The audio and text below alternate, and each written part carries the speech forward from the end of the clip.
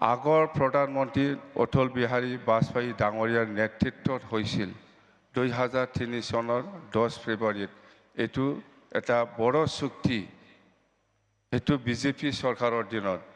আকৌ নতুনকৈ 2020 চনৰ 27 জানুৱাৰীত যেটো শান্তি চুক্তি বড়ো পিছ এগ্ৰিমেণ্ট, সেইটো বিজেপি চৰকাৰৰ দিনত আমাৰ নৰেন্দ্ৰ মোদী ডাঙৰীয়াৰ নেতৃত্বত হৈছে।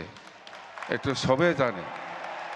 তো আমাৰ প্ৰতি যেটো মৰম বিজেপি চৰকাৰৰ, এইটো আমি কেতিয়াও পাহৰি যাব নালাগে। আমি সদায় সন্মান দিব জানিব লাগিব। তো আজি সেইখিনি কথা सर, मैं एक बात याद दिलाना चाहता हूँ। वो 2003 10 फरवरी का एकॉर्ड और ये 2027 जनवरी का जो पीस एग्रीमेंट हुआ, इसमें थोड़ा और इम्प्लीमेंटेशन का बाकी है, उसको करना है। तो मैं रिक्वेस्ट करता हूँ সেইখিনি কথা।